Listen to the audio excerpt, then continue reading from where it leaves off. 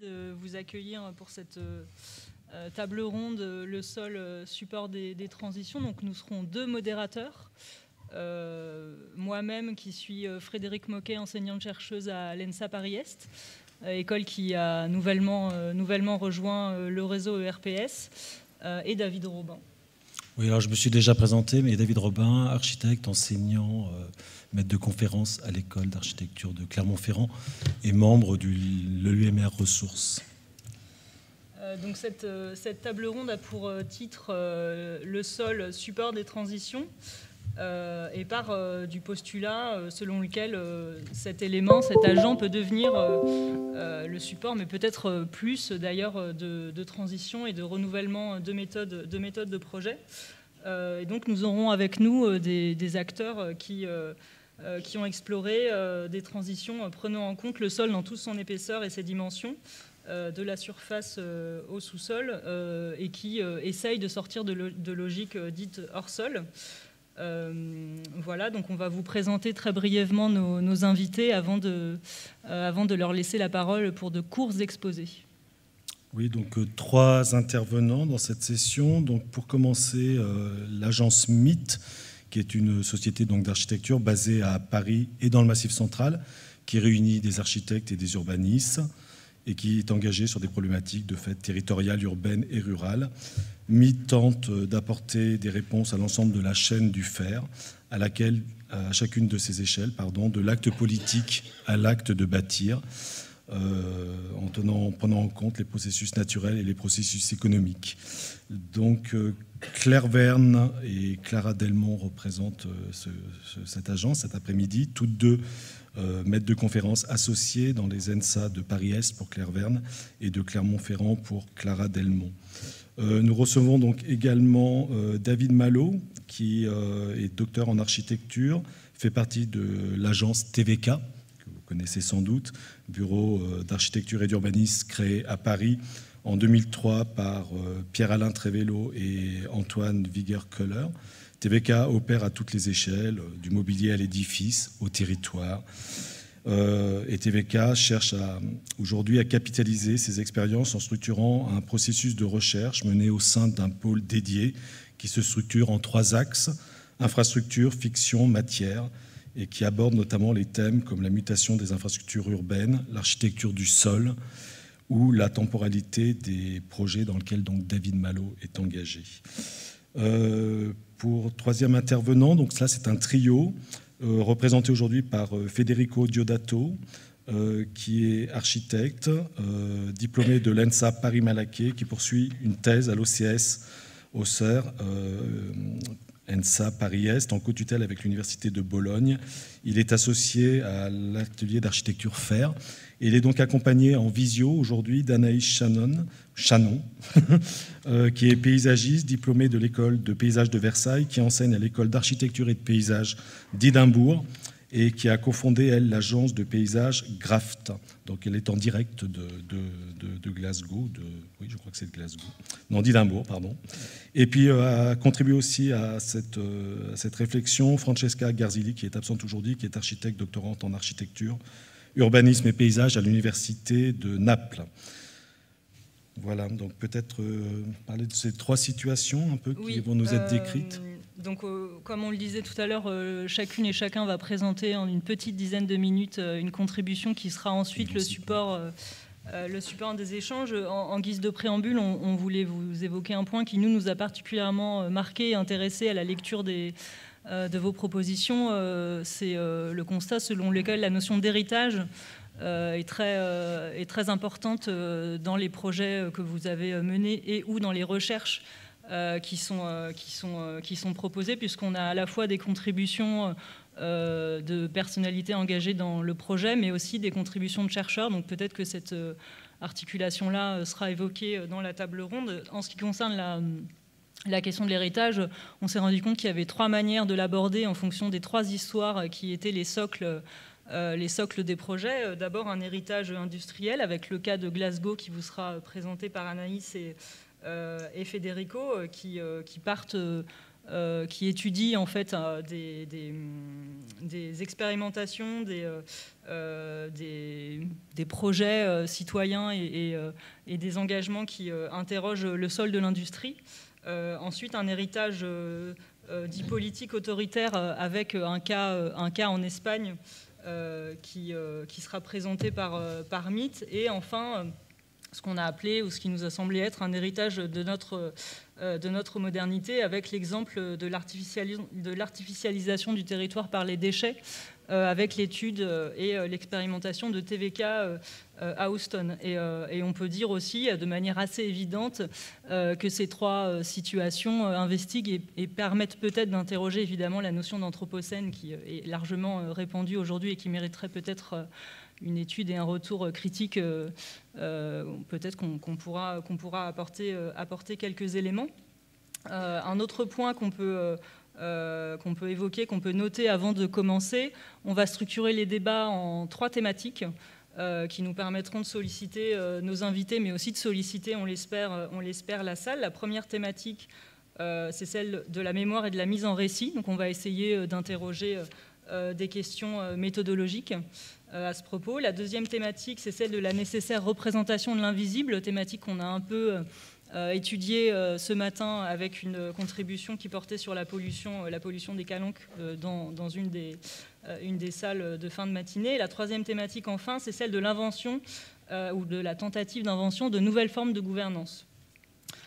Pour nous accompagner, on a aussi invité des témoins qui vont nous proposer leurs contributions et leurs éclairages critiques, leur point de vue, qui sont des personnes qui sont déjà intervenues ce matin, mais il nous a semblé être intéressant de pouvoir faire des croisements sur des questions précises. Donc on va inviter Julie de Conchat qui est intervenue ce matin et Maëlys Desrousseaux également. Et donc sans plus attendre, on va inviter Federico et Anaïs à faire leur présentation. Nous sommes ravis d'être ici parmi vous. Et voilà. On voulait commencer cette présentation avec un extrait de la déclaration du sol d'Ivan Illich. Nous avons été dépossédés de nos liens au sol, ces connexions qui encadraient l'action et rendaient ainsi possible la vertu pratique. Lorsque la modernisation nous a coupés de la terre, du labeur, de la chair, du sol et de la tombe. Donc ces mots, après presque 30 ans, résonnent encore aujourd'hui comme un avertissement de grande actualité. Ils dénoncent un territoire rendu illisible par sa progressive séparation en morceaux, de lesquels les actions de la communauté sont hors sol. L'imperméabilisation grandissante du sol participe à cette déconnexion. Une déconnexion qui n'est pas uniquement spatiale, mais elle est aussi temporelle et sociale. La déconnexion spatiale au sol est jointe par un processus de déhistorisation, la rupture de la stratification des activités dont les sols étaient les dépositaires. Et à cette amnésie s'ajoute la perte d'un sentiment commun qui conduit à la désorientation de la communauté. Dans le livre « Où atterrir », Bruno Latour utilise les concepts de hors-sol pour indiquer l'horizon de celui qui n'appartient plus aux réalités d'une terre qui réagirait à ses actions. Et il se demande, comment négocier un atterrissage au sol? À partir de cette question, la communication s'interroge sur quelles stratégies peuvent rétablir des relations synergiques entre sol et activité humaine. Elle présente les pratiques mises en place par l'écosystème participatif qui s'est formé autour de la redécouverte du sol des terrains vagues de la ville post-industrielle de Glasgow. Glasgow, au-delà d'être la ville qui en novembre accueillera la COP26, est un terrain particulièrement fécond pour engager une réflexion sur les relations entre habitants et sol. Donc la communication est divisée en 3 parties. La première partie présentera la ville de Glasgow et les rapports qu'elle instaure avec son sol. La deuxième partie présentera les pratiques autour du sol mises en place par cet écosystème participatif. Et enfin, dans la troisième partie, on ouvrira sur la possibilité de considérer les sols en tant que ressources productives.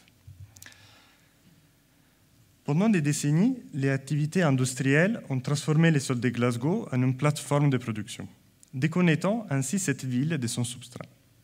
La déprise industrielle, qui a frappé la ville de Glasgow à partir des années 60, a laissé un vide économique caractérisé spatialement par l'émergence de très nombreux terrains vagues. Dès les années 80, la stratégie officielle de la ville de Glasgow a cherché à aménager ces espaces post-industriels avec de nouvelles infrastructures. C'est le cas du Scottish Exhibition and Conference Center, 3 larges bâtiments dédiés à l'accueil d'événements déconnectés de leur substrat par un îlot de bitume. C'est dans ces lieux que la ville de Glasgow accueillera la COP26 en novembre 21.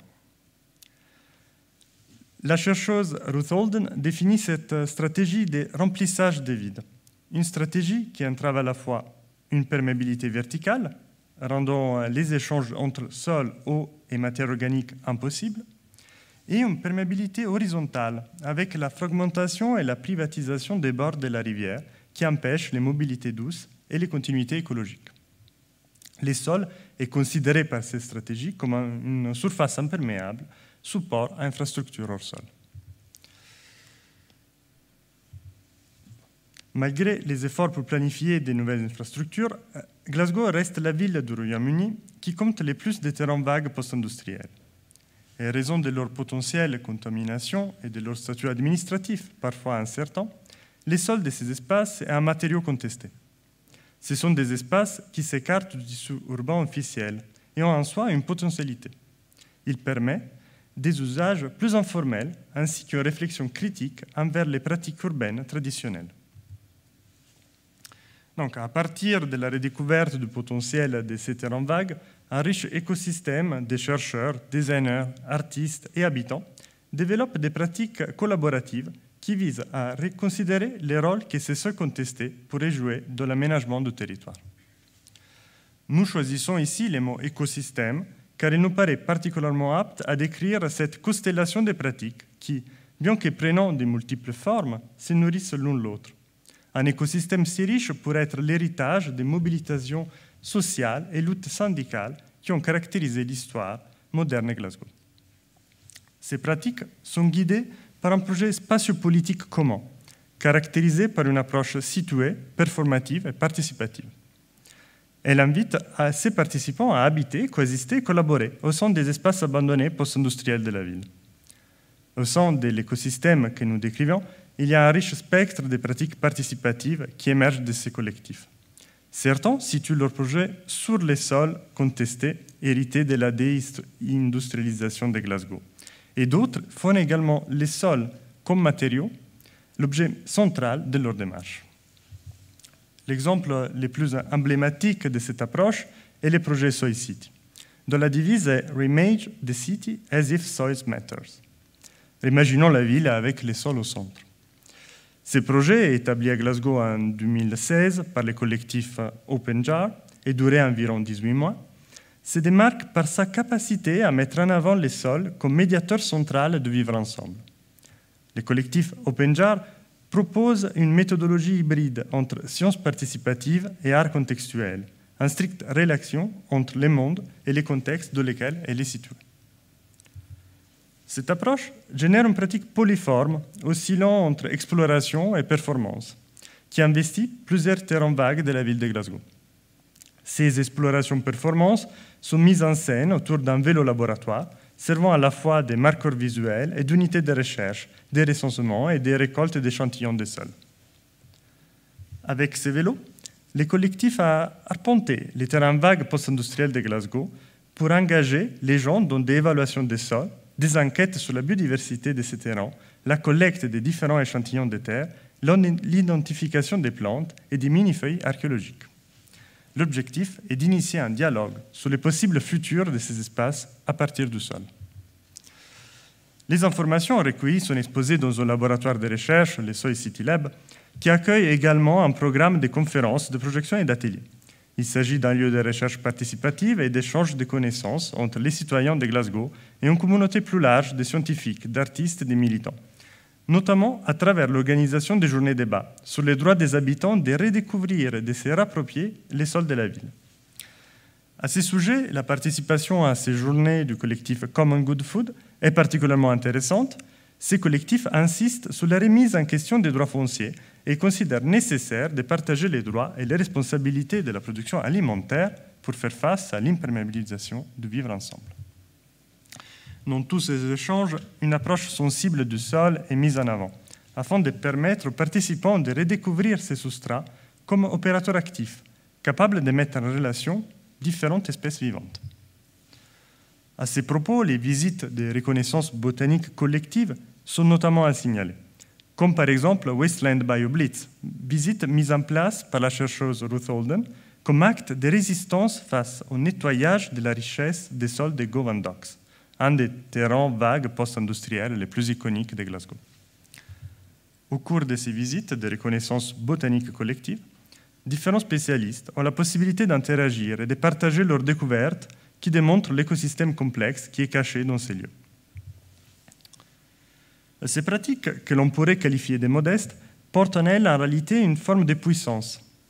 En considérant les sols comme ressources productives des processus sociaux, les pratiques mises en place par les réseaux participatifs de Glasgow jouent un rôle dans la lutte contre un aménagement urbain qui crée de grandes inégalités économiques, environnementales et sociales. Elle offre en effet une alternative à l'imperméabilisation spatiale, sociale et temporelle que nous observions en introduction. En observant avec soin la richesse écologique qui émerge de ces sols, elle relève l'œuvre du temps et des processus naturels qui recolonisent ces espaces de déprise. En mettant en avant la performance du corps comme outil pour saisir l'épaisseur du sol dans sa réalité matérielle et sensorielle, elle recrée un lien synergique entre participants et sol. En habitant ensemble, même temporairement, ces espaces contestés par des actes performatifs, elle crée de la perméabilité. Bien que temporaire, elle contribue à inscrire dans la durée la relation entre ressources territoriales et communautés.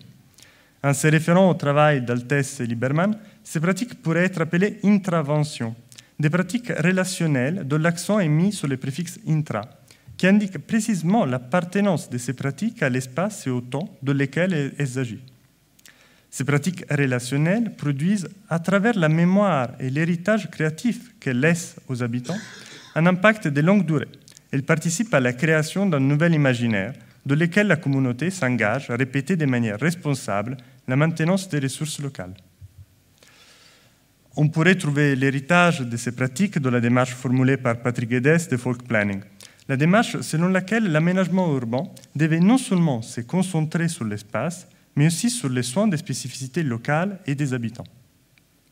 L'aménagement urbain, pour être efficace, doit être un folk planning, dont le but consiste à trouver les endroits où chaque type de personne s'épanouira vraiment. Écrit Guedes, il s'agit d'accorder aux gens les mêmes soins que celui que nous accordons à la transplantation des fleurs. La suggestion qui émerge de cet écosystème est que nous passons d'un concept d'utilisation-consommation des ressources à un concept d'utilisation-soin. Pour mettre fin à l'imperméabilisation pluridimensionnelle du sol et établir une relation synergique entre sol et habitant, il est nécessaire de créer des communautés d'intérêt autour du sol et de les mettre en avant comme opérateurs actifs des processus sociaux. La redécouverte du sol et des terrains post-industriels participe à la croissance de la société locale et à sa capacité de produire un patrimoine social commun. C'est un moyen de redonner aux citoyens un rôle actif pour pouvoir modifier les modèles de planification. Donc, pour conclure, je reprends encore une fois la déclaration d'Ivan Illich. Ces pratiques peuvent peut-être participer à une analyse claire et ordonnée de cette expérience et mémoire du sol, sans lesquelles aucune vertu et aucune nouvelle forme de subsistance ne peuvent exister. Merci.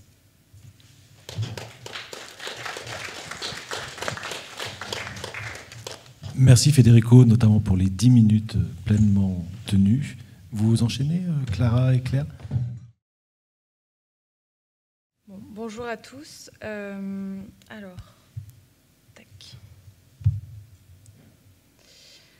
Donc on est aussi ravis de prendre part à cette discussion autour de cette table ronde. Donc c'est pour nous aussi l'occasion de partager un simple récit d'expérience sur un de nos premiers projets qui prend en quelque sorte racine dans le sol, que l'on va raconter sous 3 cadres différents qui vont structurer la présentation. Donc juste pour contextualiser, donc comme l'a présenté tout à l'heure Frédéric et David, on est en Espagne, en Extremadure. Donc peut-être pour commencer à introduire un peu le propos, on va insister tout d'abord sur l'historique un peu de ce territoire-là, avec un sol plutôt considéré comme surface, comme on va le voir.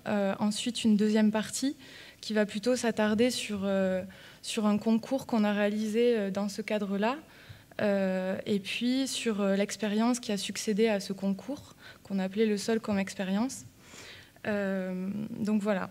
Alors pour commencer, cette première partie consiste plutôt à retracer ce contexte historique d'un des 300 villages espagnols appelés les villages colonisés, qui ont été érigés sous la dictature de Franco entre les années 1940 et 1970.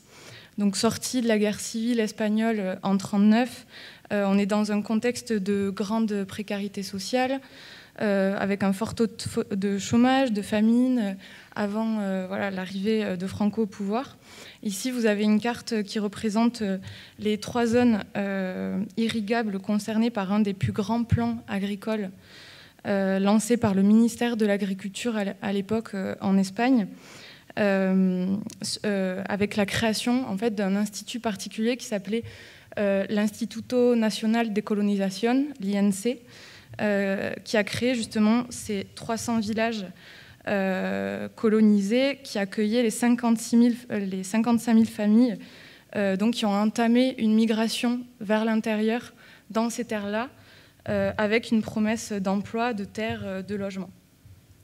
Donc ici, vous avez un document à l'époque fait par l'Institut national de colonisation avec, on le voit ici, la mise en place aussi d'infrastructures hydrauliques, donc un barrage qui irrigue, ensuite on le voit, 3 noyaux de villages avec les parcelles agricoles numérotées autour.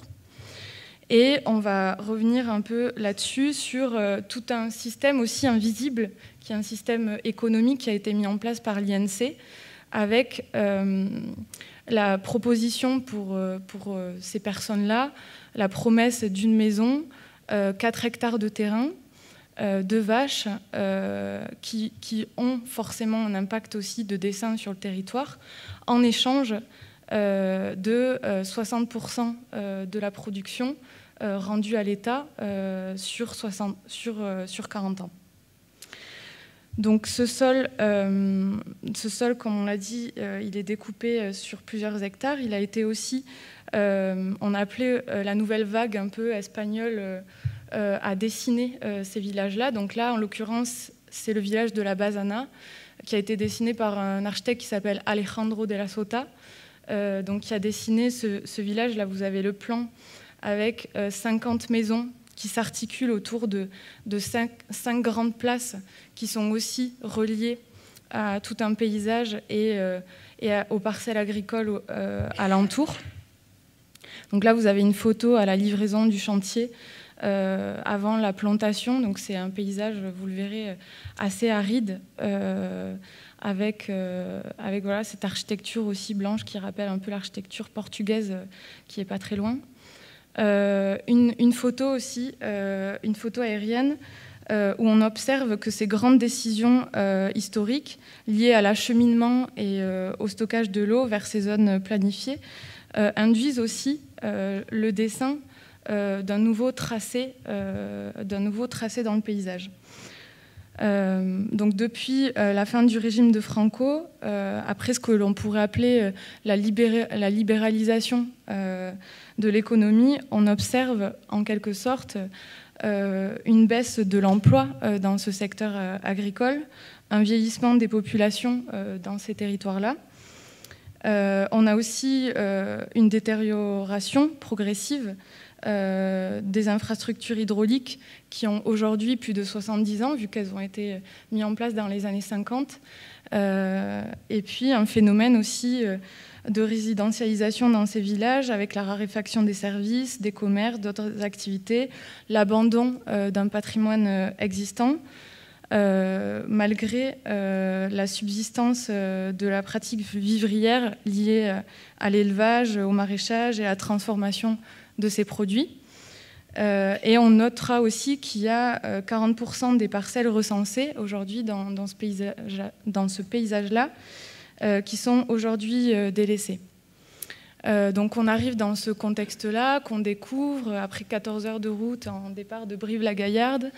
Et donc on perçoit aussi en quelque sorte finalement ce qu'on a considéré comme une déterritorialisation de l'économie qui s'est répercutée sur l'architecture et le paysage de cette région d'Extrémadure qui a défendu en proposant ce site-là à Europan une possible recolonisation des campagnes, je les cite.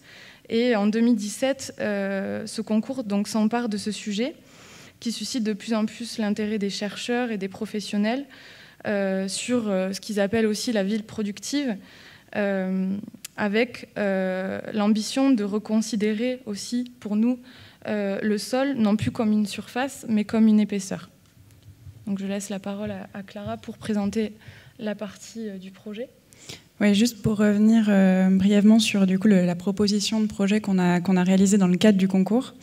Donc en fait, l'idée c'était de se poser la question de comment on hérite en fait de cette situation qui émane d'une décision politique autoritaire des années 50 et avec donc des traces d'un système économique révolu, donc un paysage, des infrastructures hydrauliques obsolètes, en tout cas en mauvais état, une architecture particulière et puis surtout une communauté d'habitantes en fait, qui est restée très ancrée et qui est restée dans le village et où il y a 3 générations qui se sont succédées, donc avec une mémoire très importante sur le site.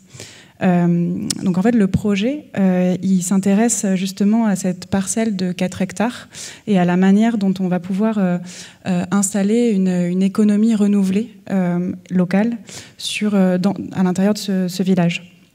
Donc, comme le disait Claire, l'idée c'est de, plus qu'un projet d'architecture, imaginer un projet de sol.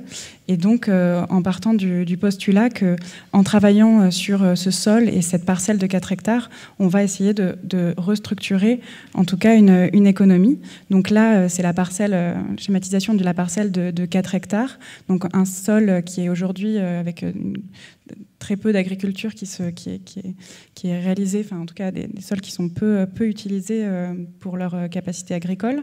Et donc là, le projet, c'était d'installer d'une part des haies, une série de haies qu'on appelait les haies vives, qui était en fait l'idée du laisser-faire, donc de récupérer sur les bords de parcelles, en lien avec la limite séparative publique, une surface qui pourrait permettre la plantation et l'activation de haies qui permettrait à la fois de lutter contre l'érosion et le ruissellement sur des terrains en pente, et également de produire progressivement des matériaux, donc du bois, qui pourraient être utilisés au sein du village de différentes manières.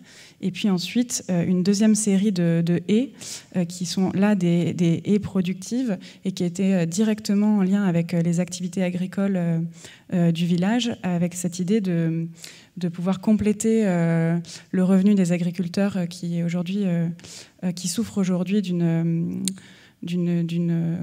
non-profession, enfin, une difficulté de subvenir par cette seule ressource de leur profession, et donc des haies productives, notamment avec la plantation d'arbres fruitiers. Et donc cette idée que sur le sol long, à travers la régénération d'un sol, on recrée également une économie pour permettre aux habitants de vivre et de travailler sur leur territoire. Ce projet, donc, il permet la création d'une trame paysagère. Donc, cette trame paysagère, c'est d'abord une figure territoriale qui se veut ouverte, avec la création de cheminements qui est permis justement le long de ces haies vives. C'est aussi donc une économie locale avec l'idée de trouver des compléments de revenus pour permettre aux habitants de continuer à vivre ici et de trouver des emplois.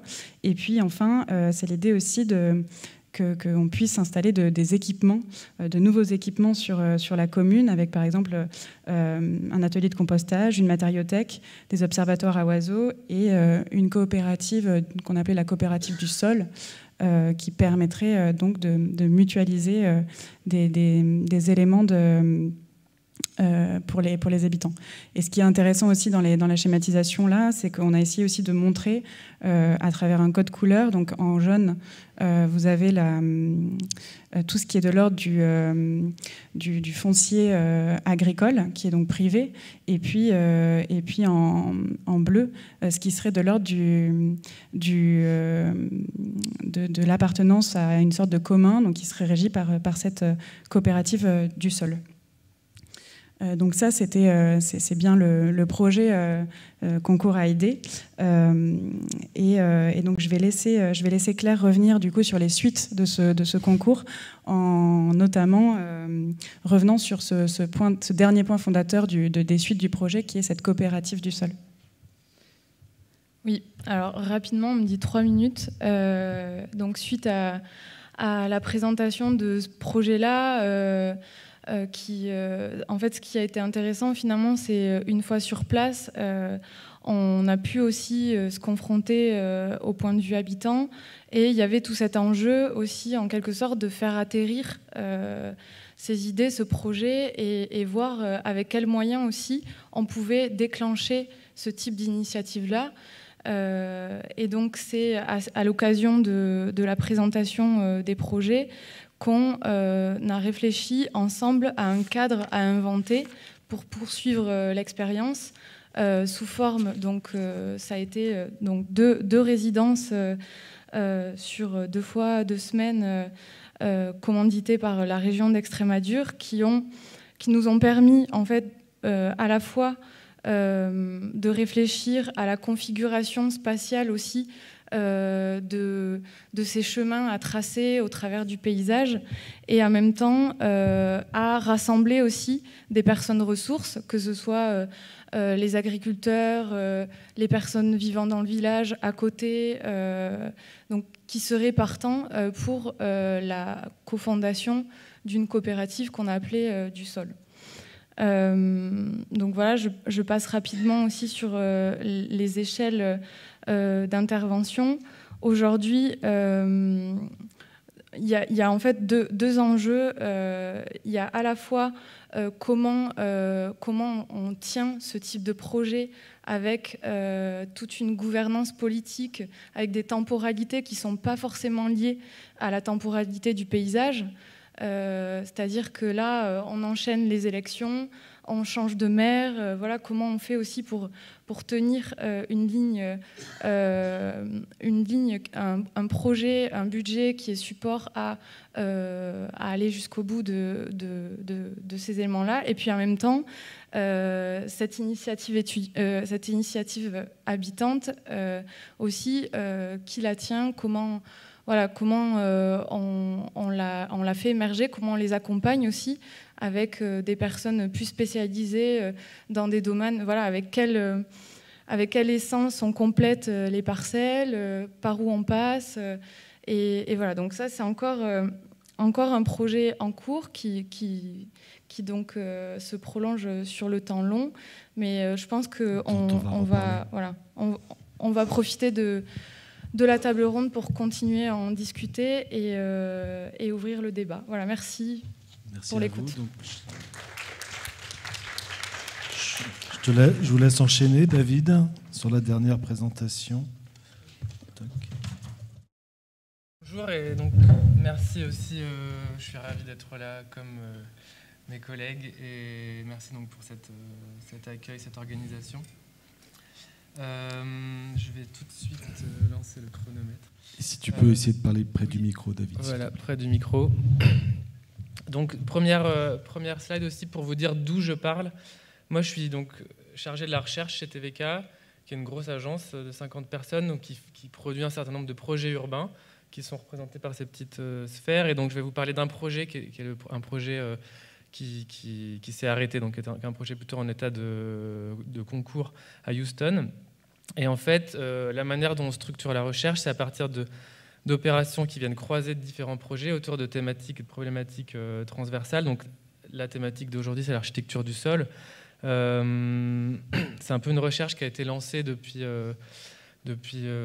5-6 ans à l'agence, et qui essaye de revisiter, vous confrontez un référentiel qui était le référentiel de la morphologie urbaine, donc tout l'héritage, notamment de la typomorphologie italienne, et puis les manières dont elle s'est développée ensuite, avec, disons, le nouveau référentiel qui est le référentiel terrestre, le référentiel qui vient des sciences de l'environnement, de l'écologie, de la pédologie, qui sont maintenant de plus en plus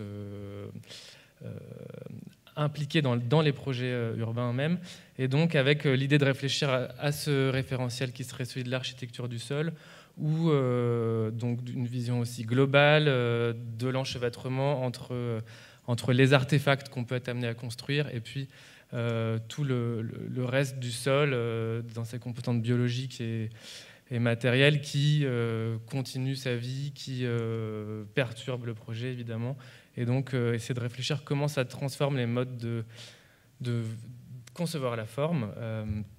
Donc petite image juste pour rappeler que du coup ce travail-là il a pris un peu une dimension assez théorique, notamment en lien à l'exposition qu'il y a en ce moment à la Biennale de Venise, et donc avec cette terre un peu fictive qui est une manière de poser, de dire le référentiel de la réflexion, c'est cette terre et la manière dont chaque projet vient transformer la dernière couche de sédimentation.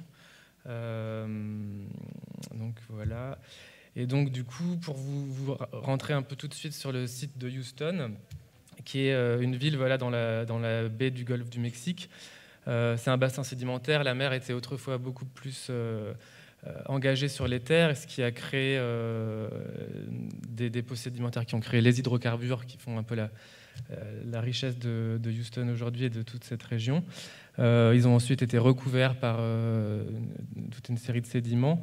Et donc avant d'arriver sur la question de la dernière couche de sédiments, qui est la couche des déchets, sur laquelle l'agence a travaillé, je vous refais de manière très accélérée on va dire cette stratification progressive du territoire, depuis un territoire marécageux, donc entre argile et sable, avec énormément d'humidité et de bayous qui drainent la région. Un premier travail sur la strate superficielle du sol, en fait, qui est avec le travail de la grille, qui est une grille et en même temps un système de drainage, donc qui permet à la fois d'installer, donc de défricher, d'installer de l'agriculture ou de l'urbanisation. Tout de suite un système très extensif, qu'on connaît, la grille américaine. Et puis, en allant creuser un peu plus en profondeur avec la découverte des hydrocarbures, il y a en même temps l'élévation de cette métropole, qui est quand même aujourd'hui une ville de 6 millions d'habitants, donc une très grande ville, avec ce relief qui émerge du downtown, et puis en même temps un sprawl immense, une des villes les plus étendues aussi des États-Unis, avec tous ces programmes d'autoroutes dans les années 50, 60, 70. Et donc qui ont créé, là encore on voit, ça reste une carte des années 70 justement, mais la métropole s'est encore étendue. Et donc au-delà de cette couche de béton, cette couche de matériaux de construction qui s'est déposée sur les sites, il y a une couche qui est venue avec, c'est la couche des déchets. Et donc les sites qui étaient mis au concours pour Inventing Cities étaient deux sites qui étaient des anciennes décharges, le site de Sunnyside, qui était une décharge plutôt un peu fourre-tout. Là, on voit un camion qui vient remblayer la décharge au moment où elle a été fermée. Donc là, c'est plutôt des déchets inertes qui sont venus recouvrir des déchets ménagers, des déchets industriels. Et puis un deuxième site qui était un site d'incinération. Et donc, il y a un dépôt de cendres qui s'est accumulé à l'arrière du site aussi pendant des années. Donc c'est des décharges qui ont, disons, les plus anciennes datent d'avant la Seconde Guerre mondiale, et donc elles ont créé ce qui est appelé là-bas les collines de Houston. Il y en a 13 qui ont été répertoriées. Il y en a maintenant d'autres en fait qui sont liées, mais qui sont hors de ce cadrage puisqu'elles ont été reportées beaucoup plus loin en périphérie. Et donc c'est aussi les seuls reliefs, mis à part les bâtiments, dans ce territoire qui est très très plat. Donc bien sûr, cette idée de colline, c'est une idée qui est un peu aussi métaphorique, car vous verrez, les sites c'est pas très élevé en altitude, mais c'était aussi une manière pour les sociologues qui se sont intéressés à ces espaces dans les années, à partir des années 70 et à partir de tous les mouvements de conflits dans le contexte du Civil Rights Movement et donc de protestations contre ces espaces dangereux, notamment dans le site de Sunnyside, il y a eu un mort, un adolescent qui s'est noyé dans un des canaux qui était un canot de drainage de courant, mais qui du coup entourait le site et qui était en partie encombré de déchets, qui fait que l'adolescent n'a pas réussi à ressortir.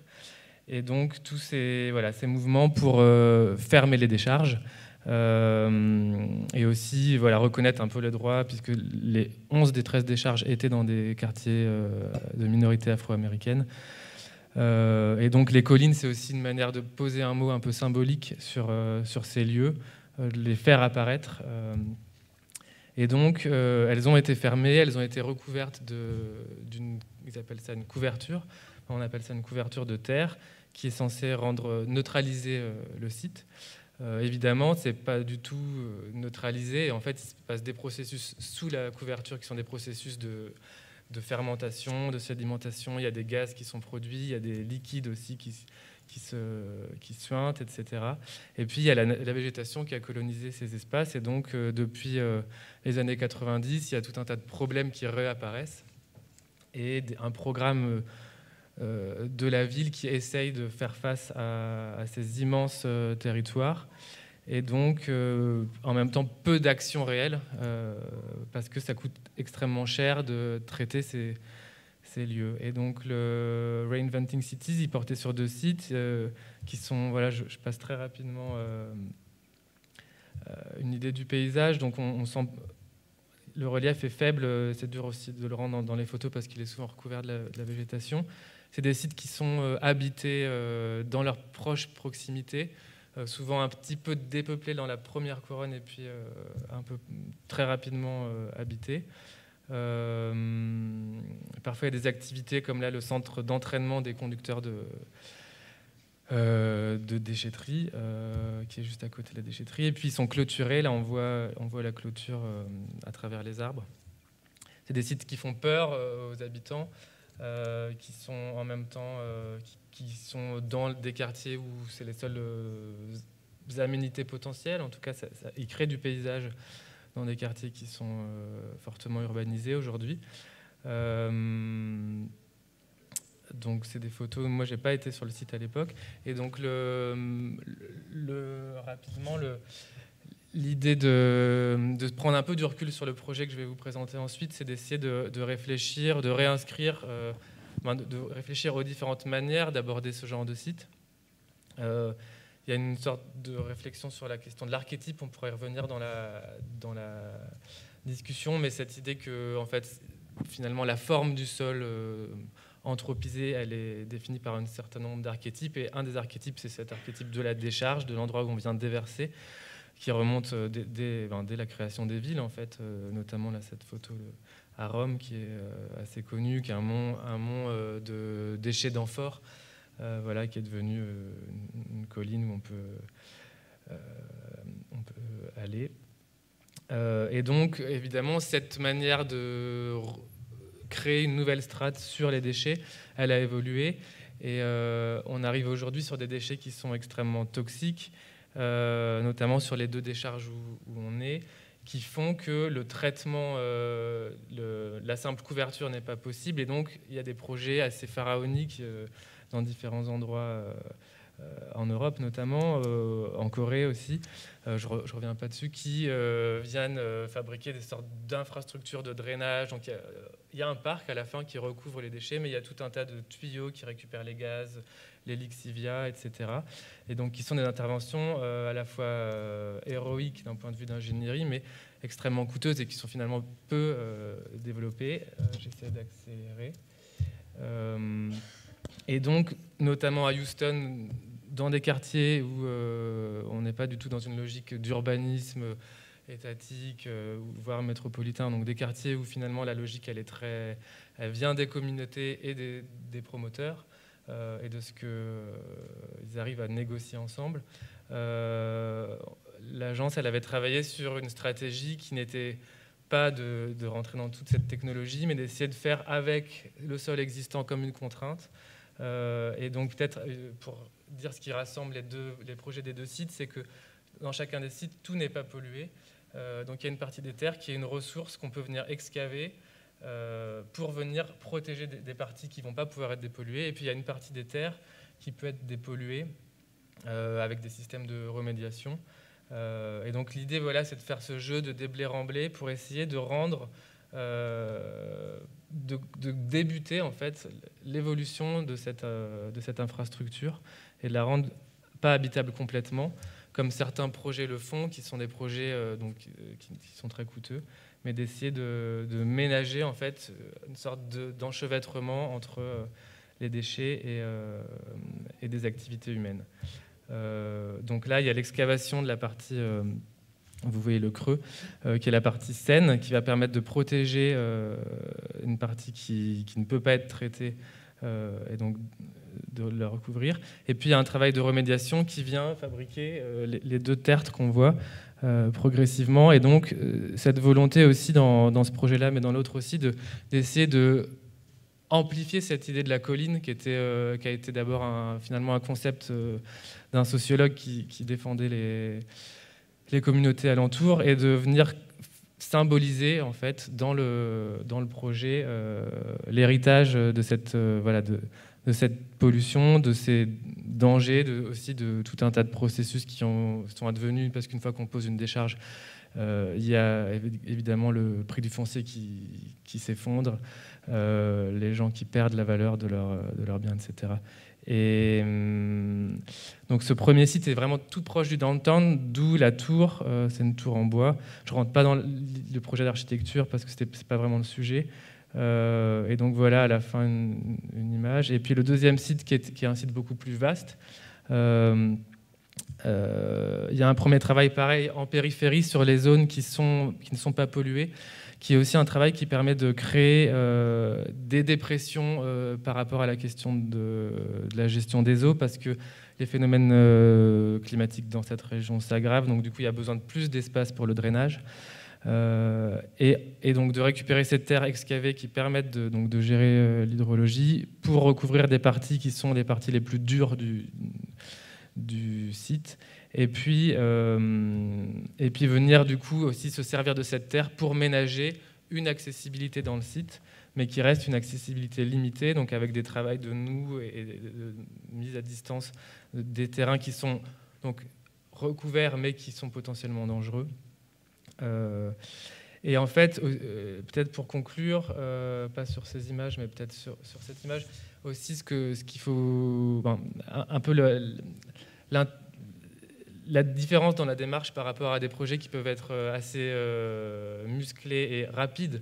C'est une démarche là qui est une démarche qui mise sur le temps long. Donc les plans que vous voyez, c'est pas des plans d'exécution, c'est vraiment des plans de principe. Et il y a un besoin à chaque fois d'un temps de diagnostic de ces espaces. Et donc l'idée, c'est d'engager aussi. Donc c'était un travail qui était fait avec les communautés habitantes autour, d'engager un peu l'ensemble de la communauté dans ce processus de temps long qui va venir petit à petit permettre une réappropriation du site. Et donc de travailler aussi ce temps long, il permet aussi ce travail mémoriel. C'est quand même des traumatismes lourds, notamment à Sunnyside, pour la communauté qui a... Voilà, et donc je m'arrête sur cette idée-là. J'ai dépassé mon temps. Un peu. Merci David. Je vous invite à nous rassembler derrière la table. Peut-être Maëlys et Julie aussi de nous rejoindre. Je vais peut-être rappeler rapidement les trois thématiques qu'on va essayer d'aborder. Alors David et moi ferons à chaque fois une très brève présentation de cette thématique. On posera une ou deux questions. N'hésitez pas à nous interrompre et à lever la main pour participer aux discussions. Donc le premier thème, comme je le disais, va évoquer la mémoire et la mise en récit, en faisant vraiment le point sur des questions méthodologiques. Le deuxième thème va aussi s'intéresser à la méthode en interrogeant la représentation de l'invisible comme un un préambule ou une nécessaire condition des projets. Et le troisième thème portera sur l'invention ou la tentative d'invention de nouvelles formes de gouvernance.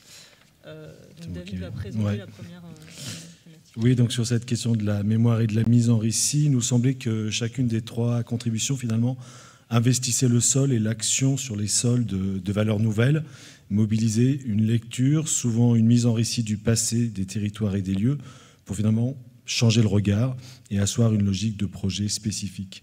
Alors l'histoire comme discipline et héritage investit le projet et semble à chacun d'entre vous vous permettre de raisonner finalement les thématiques, de leur donner une signification, de construire ce récit socle qui définit finalement le sol au-delà de ses acceptations utilitaires comme une réalité matérielle et comme un legs culturel. Il y a une question finalement générale qui irrigue un peu vos trois présentations. On se disait comment finalement la mémoire et la mise en récit sont-elles mises en œuvre? Comment le réinvestissement d'une mémoire collective devient-il le support d'un nouveau récit et d'une possible reconnexion au sol et sous-sol? Alors à la fois pour la contribution de Federico et Anaïs, où on voit que Glasgow, par une forme d'activisme finalement, permet de percer la couche imperméable ayant recouvert nombre de ces friches industrielles. Pour TVK à Houston, par la mise en exergue finalement et la compréhension d'une topographie héritée, et par le référencement avec la figure du landfill que tu as décrit comme archétype, finalement, d'arriver à référencer un peu là où on se trouve. Et puis pour Mythe, finalement, une manière d'opérer par le retournement du modèle colonisateur qui devient un support du projet. Du coup, peut-être vous souhaitez un peu formuler des questions. Alors peut-être la première à David Malo. On se demandait si finalement cette explicitation méthodologique par rapport au landfill park ou au parc sédimentaire, concept hérité de l'histoire de l'urbanisme et du paysagisme urbain, vous faites référence à un moment donné au but de Chaumont, on se demandait si cet héritage finalement disciplinaire semble nourrir et guider le travail de TVK. Est-il un média auprès du commanditaire? Comment a-t-il été présenté enfin, comment vous lui avez évidemment présenté cette formulation? Alors, j'étais pas présent sur place quand ils ont fait des. Oui. Je sais pas si ça marche. Quand ils ont fait des ateliers de terrain. Faut dire que c'est quand même un projet qui n'est pas allé très loin dans le temps, donc il y a eu quelques rencontres. Mais ce qui est sûr, c'est que la manière dont l'idée de le transformer en un archétype et d'essayer de le théoriser, de voir comment il évolue dans le temps, c'est pas ce qui a été fait dans la première phase, parce que il y a un besoin très fort d'expliquer aux habitants. Les habitants refusent en bloc la décharge. Et dans leur idéal, ça serait qu'elle soit totalement raclée et emmenée plus loin, comme ça a été fait pour certaines décharges. Évidemment, c'est pas un des quartiers où on va le faire, parce que la politique de la ville et les systèmes de ségrégation spatiale sont très fortes. Et donc du coup, pour eux, c'est tout noir. Et toute la pédagogie, notamment en montrant des références de possibilités d'activation, d'atténuation et de changement radical de la perception sur des objets qui sont des décharges donc plus ou moins complexes, parce que les buts de Chaumont, c'était des déchets assez inertes, c'était pas la même époque. Et donc c'est ce travail-là qui est important de la référence, en fait, avant tout. Après, on en fait un archétype quand on prend le temps un peu de relire le projet, mais au départ, c'est une référence, c'est aider à ouvrir un récit autre, en fait, possible, qui est pas le récit c'est horrible ou c'est génial, mais il faut faire avec ce sol qui va continuer de bouger en plus pendant tout un tas de décennies, et en même temps on peut faire avec. Ou commencer à ouvrir ce site, tracer un chemin et fabriquer les prémices du parc, c'est ça. C'est ça, et peut-être je pense du coup aussi d'où la nécessité de rappeler comment c'est arrivé là, de toujours réinscrire dans l'étape d'avant, ce qu'on appelle la saison 0, mais comment cette topographie héritée, elle est arrivée là, et du coup, si elle est arrivée là, on peut aussi la projeter vers le futur. Donc, en tout cas, c'est une notion, je pense, assez importante dans tous ces travaux sur l'architecture du sol, c'est de venir rouvrir une fenêtre temporelle beaucoup plus large, même si c'est toujours un peu factice de reparler de géologie, etc. Mais finalement, c'est ce qui permet de l'inscrire dans un système, en fait. Voilà. Merci. On aura une deuxième question qui s'adresserait à Anaïs et Federico. Alors, Anaïs, pour information, on vous a mise en plein écran dans l'amphithéâtre. Voilà. Je vois. Et donc, on s'intéresse à la manière dont vous présentez la formulation de cet héritage commun à Glasgow. Vous nous avez bien montré comment ce réancrage au sol passe par la création de communautés et par l'intermédiaire de collectifs qui mènent des pratiques alternatives et citoyennes, et notamment qui articulent enquête scientifique et pratiques artistiques. Et on se demandait comment justement ces pratiques sont reçues par les pouvoirs publics, quels sont les effets qu'elles peuvent avoir, est-ce que les pouvoirs publics réagissent, peut-être reprennent certains éléments pour en faire des éléments de rhétorique, ou au contraire essayent ou ne les prennent pas en compte. Peut-être que je peux répondre donc à cette question. Donc, d'abord, merci beaucoup de me permettre d'être avec vous à distance. Je suis ravie d'assister à la discussion. Donc, pour répondre à la question, nous, ce qu'on trouve assez intéressant, c'est que, pour le coup, les narrations par rapport à la redécouverte du sol comme matériau ne sont pas tellement reprises par les pouvoirs publics, et ça s'observe par les décisions qui sont faites par rapport à l'aménagement du territoire de la ville de Glasgow. En revanche, ce qui est repris très fortement dans la mise en récit de la ville, mais aussi de l'Écosse à plus grande échelle, c'est cette idée de pratique participative. Et donc, du coup, on observe par exemple que pour la ville de Glasgow, ils ont assez récemment choisi un nouveau slogan pour la ville, c'est « People make Glasgow ». Et les commentaires qui ont été faits par rapport au choix de ce slogan, bien sûr qu'il y a une stratégie de communication et marketing derrière ça, mais les politiques mettent en avant le fait que ce slogan reflète la richesse des initiatives citoyennes qui sont ancrées dans le territoire de Glasgow. Un deuxième exemple qu'on pourrait donner, c'est quand on regarde la façon dont l'Écosse en tant que pays met en récit son héritage et sa culture paysagère et architecturale, notamment dans des événements internationaux comme par exemple la Biennale de Venise.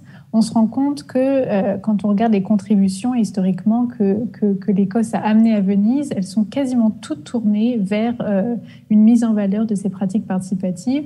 Et la dernière en date, c'est pas la toute dernière, c'est celle de 2018, mais qui a beaucoup marqué les esprits, c'est l'intervention de Wave Particle à la Biennale de Venise, et qui mettait en avant une forme presque radicale de participation, parce qu'à l'opposé du reste de ce qui se passe dans la Biennale, cette Biennale-là, le thème c'était Free Space, donc espace libre, avait décidé de prendre possession d'un jardin qui était délaissé dans la ville de Venise, d'installer une armature en bois et de la laisser s'activer par rapport aux rencontres spontanées qui étaient faites avec les habitants. Donc il n'y avait aucun programme, c'était vraiment la pratique participative était mise absolument au centre de cette intervention. Et c'est vraiment une narration qui est reprise de façon très forte dans les communications que l'Écosse en général et la ville de Glasgow fait par rapport à sa culture. Après, il est intéressant de noter que bien sûr, comme c'était très intéressant bien sûr d'écouter l'intervention de Julie Desconchas ce matin par rapport à la structure législative et au type de projet que cette structure législative a permis de soutenir. Nous, on a quand même observé que sur le terrain, les acteurs locaux trouvent justement que le fait qu'il n'y a pas de soutien financier à long terme, notamment par rapport à la charge de gestion de ces bâtiments et de ces terrains dont certaines communautés prennent la possession, montre certaines limites de justement cette collaboration entre le cadre législatif et ce qui se passe en réalité. Et ça nous intéresserait beaucoup avec Federico de pouvoir ouvrir une question à Julie par rapport à ça, mais peut-être tout à l'heure. Je ne sais pas si la question a été comprise, mais je trouvais que c'était intéressant effectivement que vous puissiez peut-être réagir. Je ne sais pas si vous connaissez ces initiatives à Glasgow, mais par rapport à votre présentation de ce matin sur la fabrication de ces communs, en tout cas de la gouvernance, je pense que c'est peut-être intéressant de vous entendre.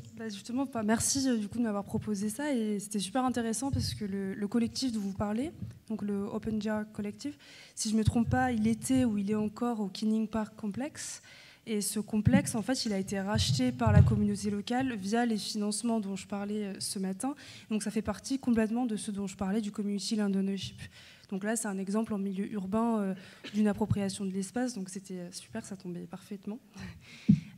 Et par rapport à ce que disait Anaïs, évidemment, c'est l'un des gros enjeux, c'est comment on fait pour que ces projets...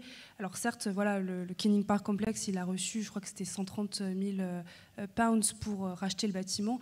Ensuite, comment on fait pour qu'à long terme, ça soit viable? Et là, c'est cette problématique, voilà, de trouver d'autres financements. Merci de votre réaction.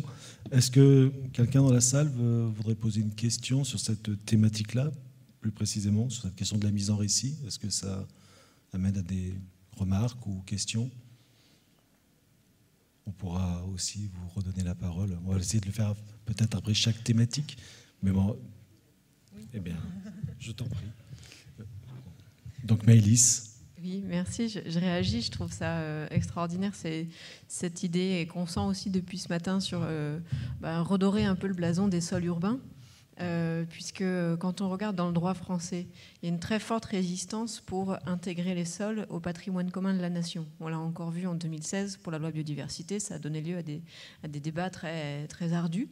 En revanche, la réflexion qu'on pourrait se faire, si on se fonde sur notamment ce que peut dire Catherine Larère sur la fabrication des communs, qui dit que ce n'est pas la ressource en tant que telle qui fait le commun, mais c'est l'usage qu'on en a.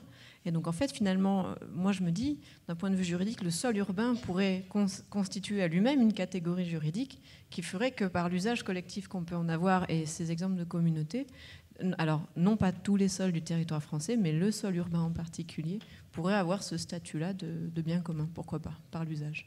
Le sol urbain public plutôt, quand même, ou pas seulement?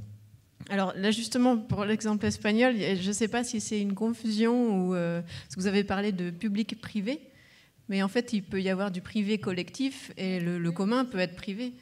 Donc ça, c'est... Du coup, voilà une question aussi au passage. Juste rebondir sur ce que tu étais en train de dire.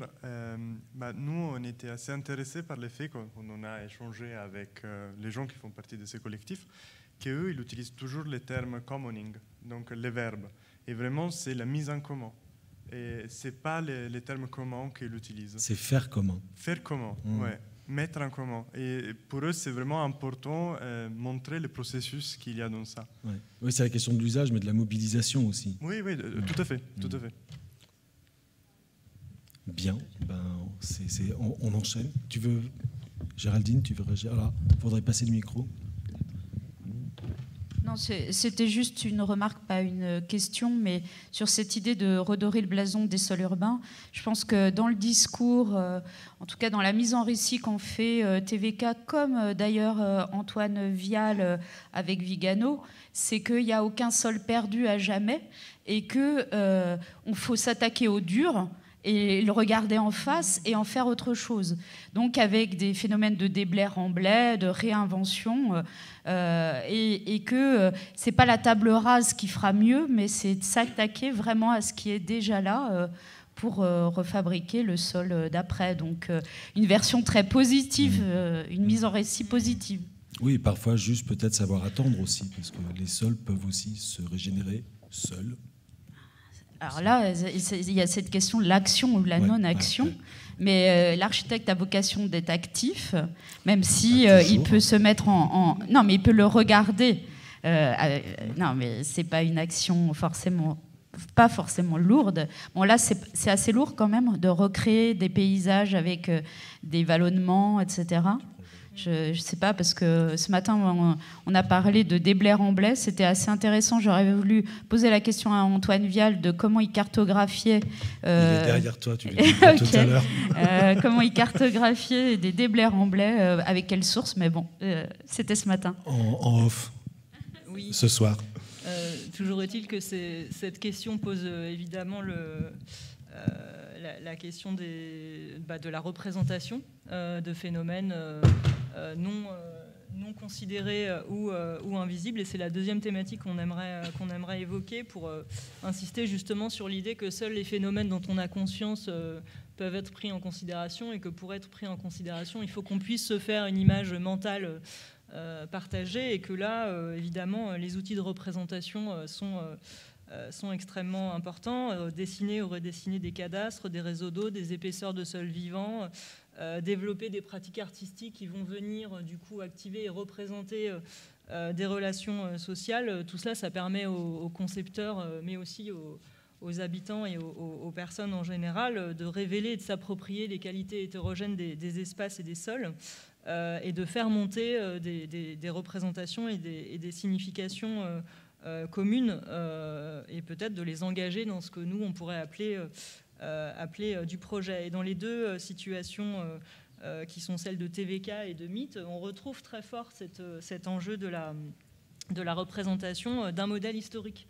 Le modèle historique de ces villages, de ce modèle agricole colonisateur que vous nous avez présenté, et le modèle historique du Landfield Park, ou du parc des charges, pour TVK. Et c'est vrai qu'on aurait envie de vous poser vraiment, ou de creuser l'étude de vos processus de travail, de vos méthodologies de travail, d'autant plus que pour Mythe, on se rend compte que vous avez à la fois travaillé en tant qu'architecte urbaniste avec vos outils sur le terrain et puis en salle. Et puis on a l'impression aussi que cet enjeu de représentation s'est continué sur le terrain avec des habitants, et qu'il a fallu du coup peut-être déplacer vos outils professionnels ou inventer des processus qui différaient de pratiques plus conventionnelles. Est-ce que vous pouvez revenir un peu sur ces processus de travail ?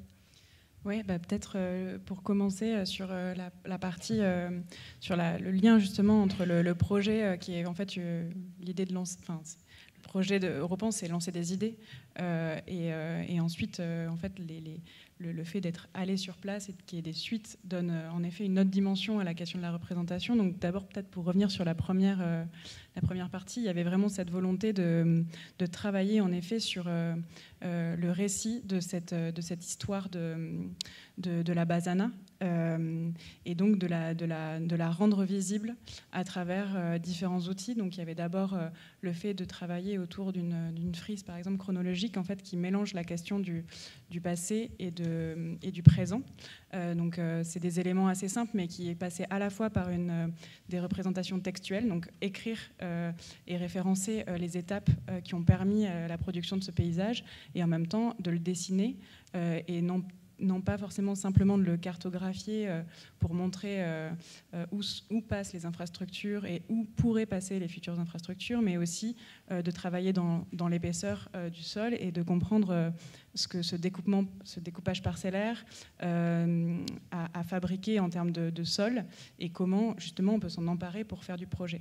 Donc par exemple, une image qui est assez importante, c'était l'image qu'on a montrée au départ là, de la présentation, qui est cette coupe du sol et de la haie, qui montrait par moitié ce qui se passait en dessous, de manière aussi importante de ce qui allait se passer au-dessus du sol.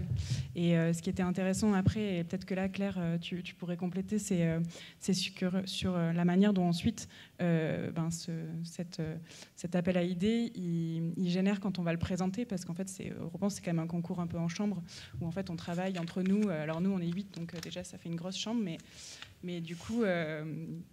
Et du coup, après, il y a la présentation de ce projet. Donc là, ça passe par une exposition, ce qui est déjà super, parce qu'on a pu aller à la Basana avec l'ensemble des contributions de tous les participants, montrer aux habitants ce qui était réalisé. Et puis du coup, cette appropriation qui passe aussi là par une redéfinition des outils. Et là, c'est vrai qu'on a fait cette démarche de demander, à travers une lettre ouverte, à retourner sur place pour pouvoir réaliser des résidences avec les habitants, pour que simplement cette idée de monter une coopérative du sol, ce soit pas juste un schéma avec les différentes étapes pour y arriver, mais qu'en fait ça prenne sens à travers des discussions.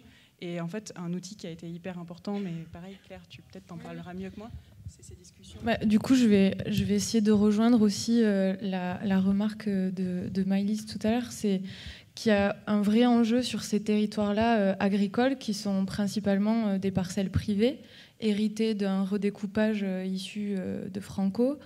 Et aujourd'hui, ces terres-là, qui n'avaient pas assez de rendement, ou en tout cas qui n'étaient pas assez intéressantes économiquement pour les petits-enfants des de la génération d'avant, aujourd'hui, elle appartient à des personnes qui sont parties dans des métropoles, etc. Bon, voilà, du coup, on était sur un foncier privé avec quand même l'envie des habitants qui étaient encore sur place de cultiver ces terres-là. Donc il y a aussi cette question de qu'est-ce qui fait commun, comment aussi on peut remettre à disposition des chemins qui rejoignent le village à la rivière, des choses assez simples. Et donc pour rejoindre aussi cette question de la représentation, en fait on a lâché aussi les outils de représentation une fois sur place et on s'est déplacé avec les habitants au travers de grandes marches et de savoir, voilà, en fait quand on passe au milieu de ces deux parcelles, on est entre le champ de monsieur voilà, un tel et de madame un tel, et du coup on est avec eux. On a reparlé aussi d'un truc qui existe aussi en France qui s'appelle... en Espagne, ça s'appelle la servitud de hombre. Donc, c'est un truc qui aussi permet normalement l'accès entre guillemets commun, public, pour passer, pour créer des chemins. Donc, tout ça, en fait, cette question du foncier, elle est hyper importante. Et aujourd'hui, on est encore confronté à des blocages de propriété. Et donc, voilà, on a aussi dû mettre en place un truc qu'on a appelé une constellation de personnes ressources habitantes qui recensait en fait les parcelles des gens qui faisaient partie de cette initiative de coopérative pour pouvoir aussi imaginer en termes de quantité s'ils se regroupaient, quel type de production, qui avait les capacités aussi de transformer ces éléments-là. Donc voilà. Effectivement, voilà, en termes de représentation, on arrive aussi à court, à un moment donné, de représenter ce territoire et il faut aussi trouver d'autres moyens pour continuer d'accompagner ces initiatives-là. Mais nous, en tant qu'architectes, on se pose encore la question de notre place là-dedans. Voilà. Est-ce qu'elle est encore en tant qu'architecte ou est-ce qu'elle peut être aussi en tant que citoyen et aussi... Voilà, peut-être court-circuiter ces commandes publiques et aussi agir plutôt par le bas, quoi. Voilà. Est-ce que Maëlys voulait réagir peut-être sur cette question de cartographie de l'invisible? Parce que nous avez montré ce matin des cartes que vous avez réalisées donc, dans le cadre de votre recherche sur cette représentation de la pollution. Mais est-ce qu'on est aussi dans... Enfin, est-ce que votre projet tend aussi à faire... pratiquer, reconnaître cette pollution via des, je sais pas, des marges de la même manière ou est-ce qu'il y a... Alors là, ce sur quoi ça me fait réagir votre projet, c'est qu'en fait, on voit qu'il y a un gros problème au niveau du parcellaire. Et en France, donc, on a le cadastre. Et moi, ça me fait penser à un outil qui est sous-exploité aujourd'hui. C'est le nouveau remembrement qu'on peut faire aujourd'hui. Donc, c'est aménagement foncier, agricole, forestier et environnemental. Donc, on pourrait mettre en place une redistribution parcellaire, voire un redécoupage complètement des formes, puisqu'on peut faire ça dans le cadre d'un aménagement foncier, pour avoir quelque chose de plus écologiquement cohérent et de plus avoir ces formes comme ça très, très rectangulaires de parcelles. Et après, le rôle de la carte aussi sur le récit du sol, je pense qu'il est important aussi, mais finalement, ça serait peut-être pas l'outil le plus approprié. Et c'est un sociologue qui disait, là, donc Denis Salle, qui montrait que oui, on n'avait pas du tout de narratif sur le sol. Et en fait, quand on regarde le sol, déjà Rachel Carson, quand elle en parle dans son bouquin Printemps silencieux, le chapitre sur le sol, c'est Sombre royaume. Et tout ce qui est le sol, c'est ce qui fait peur, c'est ce qui est sale, c'est l'ongle, c'est la terre sous les ongles, c'est les araignées. Et les environnementalistes, ils ont un peu théorisé le côté biodiversité et espèces protégées avec le concept d'espèces sympathiques. Et ça reste encore à trouver pour le sol. Donc il y a des pédologues, donc Claire Chenu, ont essayé de mettre en avant le colambole, une petite bête là, toute mignonne, mais ça prend pas vraiment. Et l'imaginaire, en tout cas. Ouais. Et la preuve, c'est qu'en 2016-2017, il y a eu une initiative citoyenne sur le sol. Donc c'est une pétition. Une pétition européenne, c'est le seul outil de démocratie directe qu'on ait en droit de l'Union européenne. Et le but, c'est de recueillir 1 million de signatures dans au moins 7 pays de l'Union européenne pour plus ou moins demander à la Commission européenne de rédiger une proposition de directive. Et là, en l'occurrence, c'était une pétition qui portait sur les sols. Et on a eu moins de 200 000 signatures. Ça dure 1 an. Donc moins de 200 000 signatures dans toute l'Union européenne, alors que la pétition sur le glyphosate, en 2 semaines, c'était réglé. Donc ça montre qu'il y a vraiment un problème de communication sur le sujet. Est-ce qu'il y a des réactions ? On avait aussi peut-être une question pour Federico, c'est-à-dire que dans cette représentation à David, pas Federico, je ne tente pas de mon côté. Dans cette représentation de l'invisible, on a l'impression que pour vous, finalement, l'outil, c'est peut-être la mise en perspective toujours de ce parc urbain.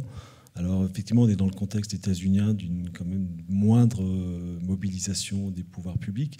Donc, du coup, comment est-ce qu'on arrive à faire valoir cet outil de fabrication du parc auprès de vos interlocuteurs, même si on a évidemment toute la tradition d'Olmsted, du réseau de parcs, etc.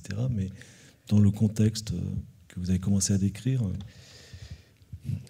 A priori, on n'y arrive pas, ouais. parce que le projet lauréat, c'est un projet qui vise à défricher, sur Sunnyside, hein, donc la grande décharge, qui vise à défricher l'ensemble de la décharge, à recouvrir, donc pour répondre à Géraldine, il y a une réglementation qui impose de recouvrir les endroits les plus dangereux. Donc le projet de TVK, il est lié, c'est pas un vallonnement artificiel, c'est vraiment lié aux nécessités réglementaires de recouvrir certains endroits. Mais donc le projet, c'est un projet tabula rasa en fait, qui a gagné, qui est un projet de défrichage, donc colmatage, et puis un champ de panneaux solaires. Voilà. Okay. Le problème, c'est que dans un système où il n'y a pas de vrais lieux de débat, c'était plus rassurant pour les communautés, ce projet-là, qui leur disait il n'y aura plus de problème. Et puis en plus, vous aurez un peu d'électricité moins chère. En termes de portage aussi, peut-être. Voilà. Plus simple. Et puis du coup, c'est un projet qui se cantonne à la parcelle en fait, de la décharge. Donc il y a zéro travail.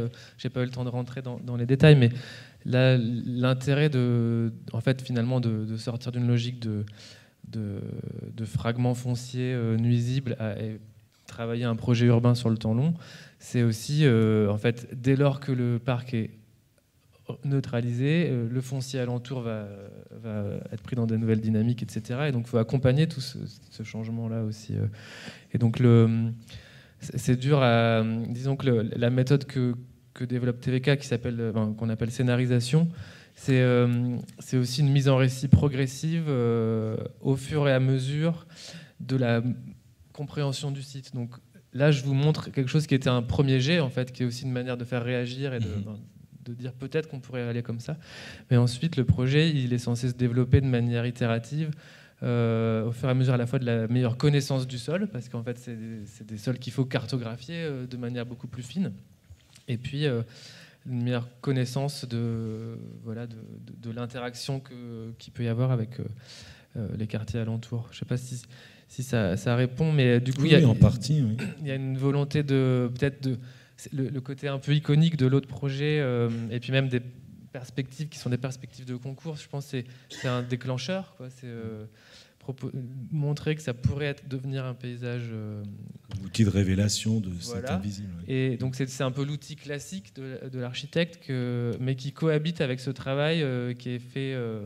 là, il y avait toute une association qui allait travailler la participation avec la communauté. Longue haleine, quoi. Voilà, c'est ça. Et donc, du coup, il y a besoin d'articuler la logique itérative avec la logique un peu classique de la vision, qui fait rêver. Réagir, voilà, et tout en sachant que ça ne sera pas du tout comme ça à la fin. C'est un peu la posture qu'adopte l'agence. Bien, le temps va vite. Alors je vous propose qu'on passe au thème numéro 3, on balaye vite, hein, mais qui était donc l'invention des nouvelles formes de gouvernance. Ce qu'on voulait mettre en exergue avec Frédéric, c'était finalement, on se rendait compte que par ces présentations, ces contributions qui nous étaient soumises, que finalement la question consistant à formaliser un récit ou représenter les sols pour dépasser les valeurs dominantes du foncier et du capital économique constitue finalement sans doute des conditions de réalisation des transitions. Et que finalement les situations réunies dans cette table ronde présentent, il nous semble, des systèmes et des jeux d'acteurs assez variés, différentes logiques relationnelles entre pouvoir public, concepteurs, société civile, on vient un peu de l'aborder, et que finalement du concours d'idées aux manifestations artistiques et citoyennes, ce sont aussi différents outils à la transition qui s'élaborent et s'expriment dans différents rapports au pouvoir public, entre résilience et résistance. Alors, peut-être une première question, là encore peut-être à Hamid, c'était, on se posait un peu la question, comment est-ce qu'on parvient à garder le cap? Vous l'avez un petit peu évoqué, hein, puisque c'est un projet qui a connu quelques déboires, enfin en tout cas il y a eu des moments un peu où il ne s'est pas passé grand-chose. Et comment donc on garde le cap, comment on adapte le cadre d'intervention établi, ce qui pour vous était, j'imagine, la stratégie, au gré de ces gouvernances multiples. On a un peu envie de vous demander ce que vous retenez de ces expériences en termes de conduite d'opération. Oui, alors déjà peut-être pour recontextualiser, la suite du concours, en fait, on l'a mené en équipe conjointe avec la seconde équipe lauréate. Donc il y avait déjà cette idée que la stratégie, en tout cas les idées qu'on avait développées dans le projet, étaient aussi confrontées et amendées et partagées, en tout cas avec une seconde équipe qui avait amené d'autres Espagnols, qui avait amené d'autres éléments. Et en fait, nos projets aussi se retrouvaient autour de cette idée de fabriquer en tout cas un outil de gouvernance. Donc eux, ils appelaient ça une coopérative agricole. Nous, on avait essayé d'aller trouver, aussi dans un contexte où on n'avait pas forcément une connaissance très importante des outils juridiques espagnols, le thème de la SEM, enfin le mot SEM, un peu en le réactualisant et en se détachant de sa définition française, en essayant de se poser la question de qu'est-ce que ce serait une société mixte d'économie, en tout cas, qui essaierait de faire participer à la fois les habitants, les pouvoirs publics, qui étaient à l'origine du concours, et les agriculteurs, qui étaient, eux, plutôt à la marge du village. Et du coup, on s'est retrouvés autour de cette idée-là, et c'est avec cette porte d'entrée qu'on est en tout cas allé retourner sur le territoire et sur cette thématique-là qu'on a discuté avec les habitants qui étaient eux aussi à la recherche en fait de revenus et d'un emploi sur place avec vraiment une volonté de rester et de trouver les conditions pour rester. Donc le cap, en fait, pour nous, il était vraiment de pouvoir concrétiser ce projet qui était en fait quelque chose qu'on avait à peine effleuré dans nos propositions, mais qui pour eux était extrêmement palpable et qui avait déjà eu des initiatives qui avaient commencé à émerger sur le territoire. Et donc, notre idée, c'était de pouvoir les accompagner là-dessus. On s'est peut-être confronté à deux problématiques. D'une part, plutôt du côté des pouvoirs publics, qui étaient donc à l'origine du concours, qui aussi avaient cette ambition de se dire que la Bazana, c'était un village expérimental, mais qu'en fait, dans l'Extrémadure, il y avait 62 autres villages qui pouvaient être eux aussi intéressés, en tout cas, pour mettre en place des stratégies de revitalisation, ou de recolonisation, comme ils disent. Et enfin, au final, comme le disait Claire, un agenda politique en fait, qui était absolument pas formaté pour tenir ce type de projet, puisque les élections ont eu lieu 2 ans après la fin du concours, 6 mois après la fin du concours, et donc avec une équipe qui a très rapidement en fait, lâché prise avec ce projet. Et de l'autre côté, du coup, une initiative habitante avec un intérêt très fort, mais qui là aussi avait besoin d'un accompagnement, parce qu'en fait, monter une coopérative, qu'elle soit agricole ou partagée avec les pouvoirs publics, c'est des questions juridiques, c'est des questions très administratives, économiques. Et là aussi, comme le rappelait Claire, on est architecte, mais on avait aussi besoin de monter un groupement, une équipe qui fasse se rencontrer des disciplines et du coup qui puisse permettre de les accompagner. Et aujourd'hui, en fait, on en est là. On en est avec un fil WhatsApp où en fait on dialogue en permanence avec les habitants qui à la fois sont hyper motivés. Je pense que Claire et Adrien qui ont eu l'occasion d'y retourner sont très, disons, affectés par le fait d'avoir rencontré des gens, être des amis, et du coup, on est pleinement, en tant que citoyen, investi dans ce projet-là, mais en même temps, avec cette problématique de financement qui leur ont été promis et qui aujourd'hui ne sont pas présents et qui, en fait, bloquent le projet. Tout ça pour planter des... Donc on se dit finalement il y a peut-être aussi des solutions plus simples. Donc on est en train de réfléchir à voir comment on peut mettre en place peut-être un festival du sol là-bas avec les habitants qui sont aussi ultra organisés et voir comment aussi en agissant en direct sur le territoire, en court-circuitant comme je disais tous les aspects un peu chronophages peut-être en attente de financement public, etc. Peut-être qu'on peut trouver une autre solution. Donc on est en cours de réflexion là-dessus. Una fiesta del sol. Comment ? Una fiesta del sol.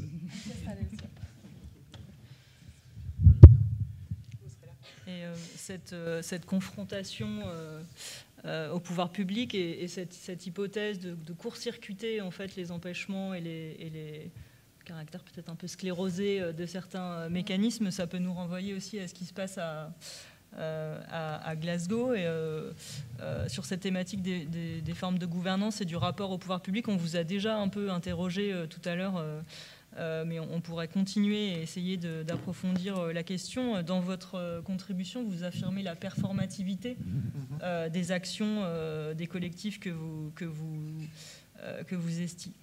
étudiez, et vous estimez qu'ils participent d'une forme à la fois de redistribution, mais peut-être surtout de reformulation des pouvoirs, en fait.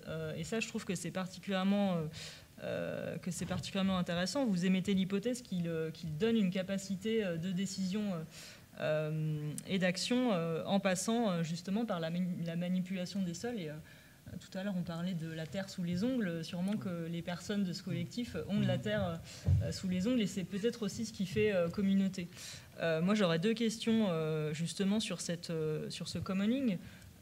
D'une part, de qui parle-t-on ? Est-ce que vous pouvez nous évoquer un peu la sociologie de ces acteurs-là ? Et d'autre part, est-ce que vous estimez finalement que ces activités, elles ont vocation à rester en marge de l'institution, comme c'est le cas et comme Anaïs l'expliquait tout à l'heure, et où elles ont peut-être aussi alors vocation à, pour peser peut-être réellement dans les décisions politiques, à soit être force de confrontation, d'opposition, ou à être institutionnalisée. Quelle est votre analyse finalement à l'issue de votre étude de cette question-là ? Oui, merci pour la question. Nous, on pense que la valeur de ces expériences est dans leur spontanéité en quelque sorte. Donc l'effet d'être à la marge des institutions. On pense que les institutions doivent les soutenir, mais les institutionnaliser, non, ce serait un peu la fin de ce type d'expérience.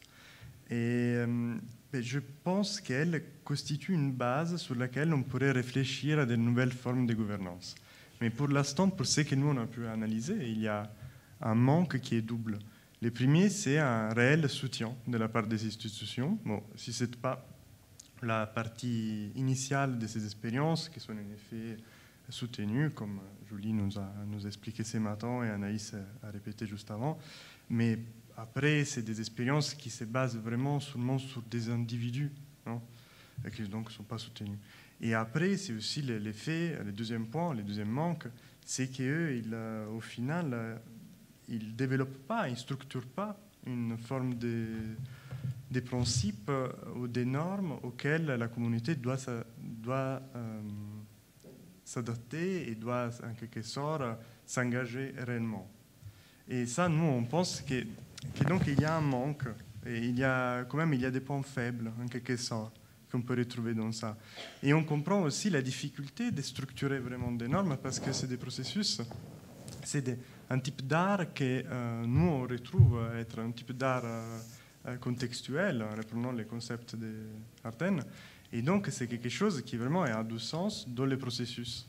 Et ça, c'est très difficile, en quelque sorte, arriver à trouver un cadre pour ça. Donc nous, par rapport à les institutions et les rapports aux institutions, on pense qu'une collaboration, ce serait par contre quelque chose d'envisageable et de tout à fait intéressant. Et on n'a pas présenté dans ces pratiques une réalité qu'il y a à Glasgow, qui est assez présente, que c'est celle des universités, et combien les universités sont engagées dans ce type de projet. Et Anaïs, peut-être je peux lui renvoyer la question, parce qu'elle fait partie, elle fait des expériences avec ses étudiants sur le terrain. Et donc ça, on trouve que ce sont des formes de collaboration assez intéressantes. Oui, donc, merci Federico. Juste pour rebondir là-dessus, nous, au final, quand ça nous interroge ce genre de pratique, parce que tous les trois, que ce soit Federico, Francesca et moi, on est des urbanistes, des architectes, des paysagistes, donc dont la matière première, c'est le dessin de l'espace, etc.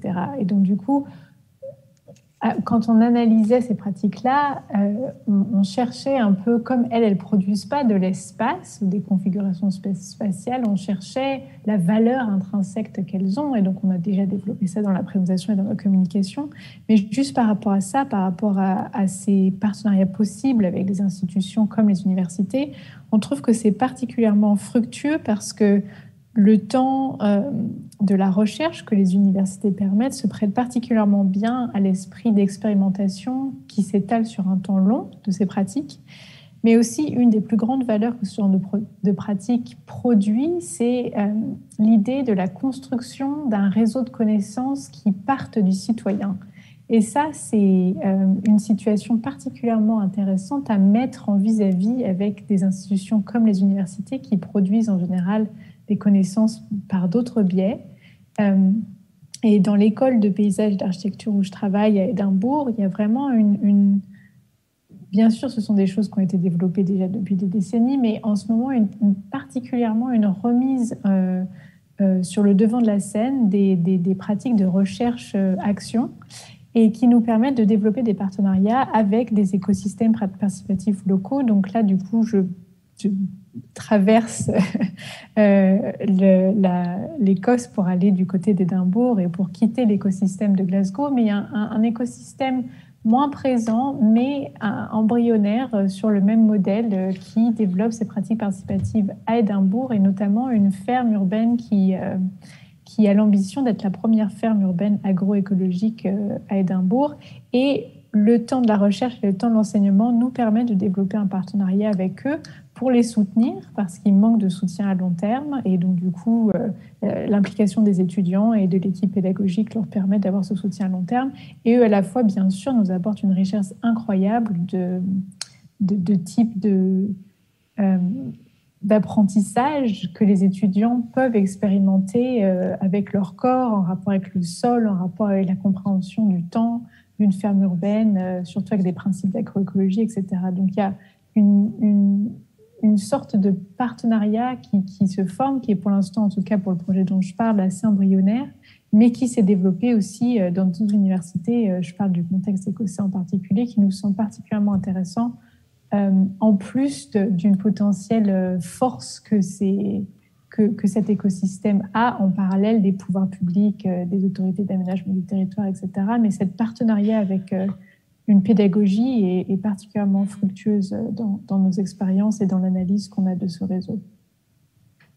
Merci Anaïs. On va quand même devoir conclure si on veut tenir le timing. On a une petite demi-heure de retard. Mais voilà, est-ce qu'il y a des questions dans la salle ? Oui, Alexis, est-ce que... Ouais, tu as le micro. C'est bon. Oui, c'était Alexis pour... Pernet, sur le cas espagnol, j'ai pas beaucoup de...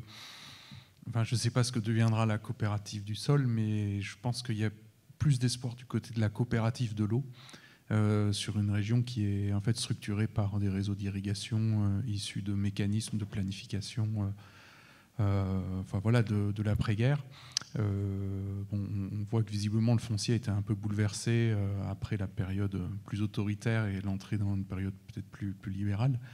Mais la question, en fait, pour les gens qui voudront développer de l'activité agricole, ce sera de toute façon la question de l'accès à l'eau. Donc, savoir quels sont les mécanismes, les clés de répartition des volumes d'eau, dans le cadre aussi de dispositions juridiques qui sont inféodées à la directive eau de l'Europe, de l'Union européenne. Donc, et là, les institutions, en fait, elles existent, point barre, quoi. Enfin, en réalité, elles existent. Et ce sont déjà des structures, alors je ne sais pas comment c'est traduit dans le droit espagnol et dans les usages, mais en fait, la clé, c'est surtout la possibilité pour les gens d'avoir accès au robinet à un moment ou à un autre et à des volumes autorisés. Et après, derrière, quelles pratiques ils engagent et quelles pratiques. Et ces pratiques, est-ce qu'elles répondent aussi à des enjeux de gestion de l'eau, c'est-à-dire des capacités aussi à infiltrer, à ralentir des écoulements, notamment pour économiser l'eau. Et là, je pense que si vous répondez à ça, c'est banco. Enfin, voilà. Merci pour cette question. Et en fait, en réalité, c'est vrai que la question de l'eau, elle est extrêmement liée aussi à l'agriculture, parce que justement, ces infrastructures donc, qui sont, on l'a vu, le barrage hydraulique, les canaux, on a rencontré la personne qui s'occupe mécaniquement de lâcher l'eau suivant un calendrier d'horaire qu'il a par semaine sur telle ou telle parcelle. Il a recensé tous les canaux qui étaient détruits et qui pouvaient donc qui ne pouvaient plus irriguer certaines parcelles qui étaient donc délaissées. Et en fait, on se retrouve dans une problématique où donc on travaillait avec la Junta d'Extremadura, qui est l'équivalent de la région, le département et la commune, et qui nous expliquaient qu'en fait, eux n'avaient pas les moyens de remettre en place ces infrastructures-là, qui comptaient sur des moyens européens, sauf que pour bénéficier de cet argent européen, il fallait justifier d'une production agricole qui était aujourd'hui en deçà de ce qui était nécessaire pour obtenir tout ça. Donc finalement, cette question de l'eau, elle est aussi liée à la production agricole, et l'Europe ne veut pas mettre d'argent si ces terres-là ne sont pas productives. Donc effectivement, coopérative de l'eau, mais aussi du sol, enfin, les deux sont vraiment liés.